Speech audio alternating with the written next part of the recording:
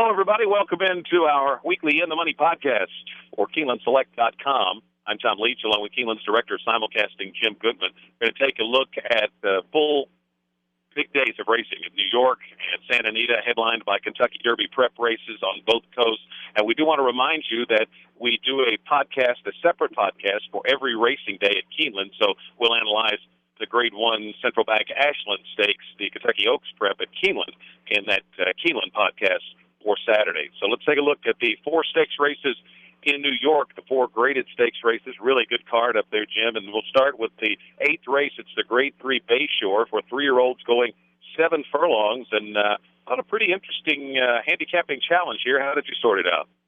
Yeah, they do something Aqueduct similar to us, too. They've got an all-stakes pick 4, so this is the beginning of the late all-stakes pick 4 up there. The Bayshore is an interesting race. I've got a horse in here that I actually played in the future book for the Derby. Kobe's back, and he just threw a clunker in the Rebel. I got to believe that he just didn't like the track. It was wet fast that day, and they didn't persevere with him. Opportunity won that day, and he's coming back in the Santa Anita Derby on Saturday. So I'm going to take Kobe's back. They wouldn't ship him up to New York just for the fun of it. I think he hated the track, got a big shot off his Santa Anita win in the San Vicente at 7 furlongs on February 16th. Oliver Zip was very impressive in a $100,000 stakes race last time at Aqueduct on the inner turf. Don't know how he'll transfer that form to the Bayshore, but he's won 2 in a row by 7 and by 4.5, so you can't toss him. He may be the controlling speed. And the third horse I liked was Coup de Grace. He bounced back from a loss in the Holy Bull, and he went off at 3-1 down there, and they actually thought he had a shot against Cairo Prince, and something went wrong at Gulfstream. So Chad Brown brings him back to New York. I think Coup de Grace has a shot as well. I would take Kobe's back in a trifecta over Oliver Zip with Coup de Grace with all. I'm going to take Coup de Grace on the turn back. I like horses turning back from longer distances to go 7 furlongs, always an angle that I like to play. First had a little bit of trouble in the Holy Bull, hadn't run since then, so I think they clearly wanted to regroup a little bit rather than press on the Derby trail, maybe get his confidence back here and then take a bigger shot again. I don't think this is nearly as tough a spot as he was in the last time, and there's a lot of speed in this race that I think he could sit just off of him and kick on for the win. I would use, with him, Coup de Grace as the key horse in exactas. I'd use Financial Mogul. I think it's a little better than he's shown. The Admiral for Bob Baffert. Kobe's back, and maybe Favorite Tail as well. But all keying with Coup de Grace, the 4-horse, as the key horse in the exacta. The 9th race is the Grade 2 Gazelle, and it was in this race last year that Closed Hatches beat Princess of Sylmar, and then Princess of Sylmar came back and won the Kentucky Oaks. This is 3-year-old fillies going 1 mile and an 1/8, so a really good prep for the Oaks. And I took a horse that is probably going to be a little bit of a price in here, Birdmaker, Mary Lou Whitney Silks. This horse was Grade 2 placed at 2, and is going 3rd start off the layoff for Ian Wilkes.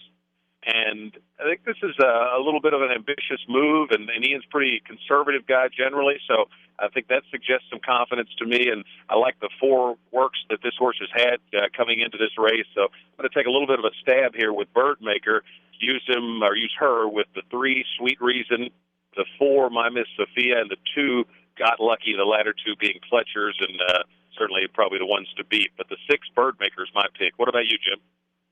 I think the way you make money on this race is single My Miss Sophia. I think she's a standout here. I do see what you're saying with Birdmaker, but she hasn't gotten back to that goldenrod form that she showed at Triple Down last year. So I would have to. She's going to be a price. So I think out of the 6 horses, that's probably the best value play because she ran behind Intune at Gulfstream and she came back and won last week. So My Miss Sophia is a single for me. I think Todd has her going. I mean, the last race was very, very impressive.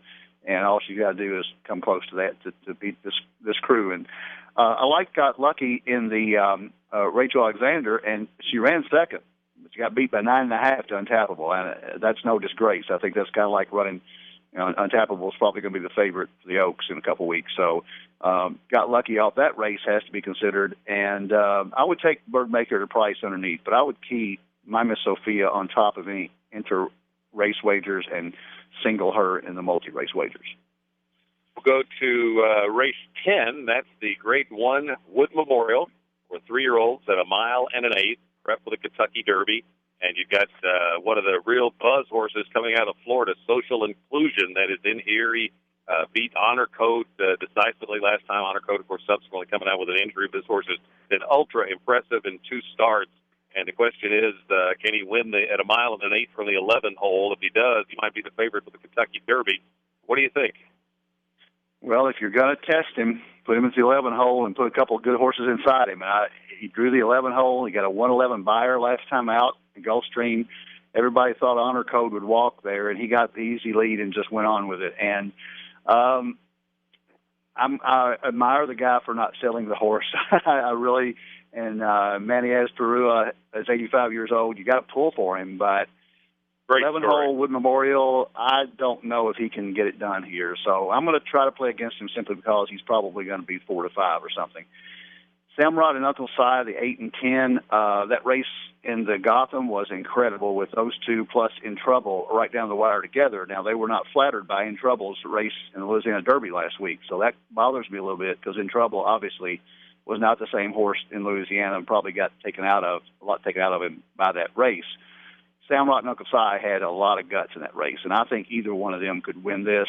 The other horse at a price that Civarelli is a little intriguing for me, Eddie Canale. I mean, he won on a muddy track, which it may be a sloppy track. The weather's coming through here on Friday, so Saturday you may want to look at that at Aqueduct. But that horse was very impressive in a $75,000 optional claiming race, won by 12 last time out. So Eddie intrigues me, a big step up, but I would put Civarelli in at a price. I would key Samrot and Uncle Si on top, thinking Social Inclusion might not get the great trip from outside. I'm going to take a stab here with Cristo for Sadler, who has Candy Boy running in the Santa Anita Derby, so he ships this horse in to run here in the race in New York, and Cristo might have found an easier spot here than he would have out in California if Social Inclusion backs up a little bit. This horse is working sensationally, which I like, and he's got a little more experience than the favorite Social Inclusion, which I also think could benefit him. So I'm going to take a shot with Cristo at a little bit of a price here. Then I would use with him Social Inclusion, the 11, the 2 Wicked Strong, and then the 2 horses out of the Gotham, Samrot, the 8, and Uncle Si, the 10. I don't know how you could really separate them, so have to use both of those there. But for me, I'm going to take a shot with Cristo as the key horse in my exactas. He's number 6. The 11th race is another grade 1. It's the Carter for 3-year-olds and up, and they will go 7 furlongs. Clearly Now is the horse that I settled on there. He has 2 wins at 7 furlongs. It's kind of a tricky distance, so I think that's noteworthy. He's working in a manner that suggests he's ready to fire off the layoff, and he's just been really consistent. I think it was 7 out of 8 in the money last year, so he usually get a good run with Clearly Now, and I thought he got really good at the end of last year. I would use him in exactas, the 2 Clearly Now, with Golden Ticket, the 3, the 1 Central Banker, the 7 Saturday's Charm. I thought this was, I took my stand with Clearly Now, but then I could use almost anybody with him in exactas, so got to pare it down a little bit, so I used those 3. What about you? Well, it's pretty good. 7 horses. You didn't mention my horse. Sahara Sky is my pick here. I really like Hollendorfer coming back in the same pattern that he had last year. He ran the Palos Verdes last year. He ran the San Carlos last year. Came back and only got beat by 3/4 of a length to Swagger Jack. Then he continued on in New York and won the Met Mile. So I think Sahara Sky has exactly the same. He's going to be familiar with what Jerry's done for him for the last few weeks. And I think it sets up very well for him. I can make a case for any other horse in here, but I'm going to take him on top. Central Banker, Clearly Now, and Golden Ticket are the 3 that I would play underneath, but I can also make a case for Strapping Groom. It's a really good race. The Carter usually comes up very strong. Kind of overlooked sometimes because of the Wood, but it may even be a better race than the Wood Memorial today. Often there's a really good, some really great stretch runs in this race, and I had trouble kind of deciding who to toss out, and you could almost say bucks the entire field, and it's obviously not too financially a sound strategy. So I took a stand with Clearly Now. Not usually. Let's go to Santa. Pardon me? Not usually. It's not very good strategy. Santa Anita has a couple of grade ones we want to look at that are preps for the Oaks and Derby, respectively. The fifth race on their card, or a little bit early, so be mindful of that, is the grade one Santa Anita Oaks. You got the horse that was moved up on a DQ to win the Breeders' Cup Juvenile Fillies out there last year, Rhea Antonia, now making her first start for Baffert, and I ended up taking her. Not a real strong opinion, but working like Baffert runners do when they're ready to fire. She's got a lot of class, so Mike Smith's going to ride. So all those things, I'm going to take a shot with Rhea Antonia, unless the price would get really hammered down. But the three, Rhea Antonia, I'll use her with the one Fashion Plate. It was real impressive last time, and the six, Artemis, for Hollendorfer. What about you? I took the Fashion Plate simply because when you got a speed horse and you draw the inside at Santa Anita, it is a huge advantage. And I don't see anybody challenging her for the lead here. I just think that Gary Stevens is going to put her on the lead and walk him a little bit, and I think she's a good shot right here. I think Rhea Antonia has to be better than she showed in the Rachel Alexandra. She just didn't fire. And again, we're talking about untappable, beat her by 14. So we talked about got lucky in the race in New York, and Rhea Antonia ran 5 behind, but they didn't really try with her at the end. I think she just wasn't there. So she's back to Santa Anita, where she actually won the Breeders' won the Breeders' Cup Juvenile Fillies by disqualification. Baffert takes over from Jeremiah Englehart, so I think you've got to look at that as a plus as well. So Fashion Plate's my pick, but Rhea Antonia would be key underneath in exotics. And I also like, at a price, the 4, Honey Ride. John Sadler does really well with rapidly improving horses, and I think Honey Ride, off that 86 buyer from her maiden win, might get overlooked on here. So I think she's got a shot to get the money. Eighth race is the grade one Santa Anita Derby's produced a lot of Kentucky Derby winners. California Chrome on a 3-race win streak is going to be favored here for trainer Art Sherman, another veteran conditioner like as you mentioned earlier. How did you see the Santa Anita Derby shaking out? Well, I cannot argue with anybody who would take California Chrome. You go back and watch the San Felipe, and it was just an incredible experience. Beat some really good horses, Midnight Hawk and Christo, who's shipping to New York. It was very impressive. If he repeats that, he's going to win. One thing that bothers me is that was a 20-point buyer improvement over his last race. And where is he going to go from here? Is he going to go on up to 111? Is he going to go to 112? Or is he going to revert a little bit? So I'm betting that he might revert a little bit. And I think there's about 3 horses in here that can run with him. And that's Our Pretty Boy Floyd, the 1, Opportunity, the 3, and Candy Boy, the 6. I settled on Sadler again with Candy Boy. Gary Stevens riding as well as he ever has, and the R.B. Lewis was a very impressive win that he won over Shitu, which is another Baffert horse. And I'm going to take Candy Boy on top, but I can't argue with California Chrome. He looked great last time out. I'm going to key in with California Chrome, Opportunity, and Our Pretty Boy Floyd. Yeah, I feel the same way about California Chrome. If he beats me, you just tip your hat. But I'm going to go Candy Boy. I had this horse in the first round of the future wager, so I'm a little biased toward him. But I think California Chrome's going to take a lot of money. Baffert's going to take a lot of money with Opportunity.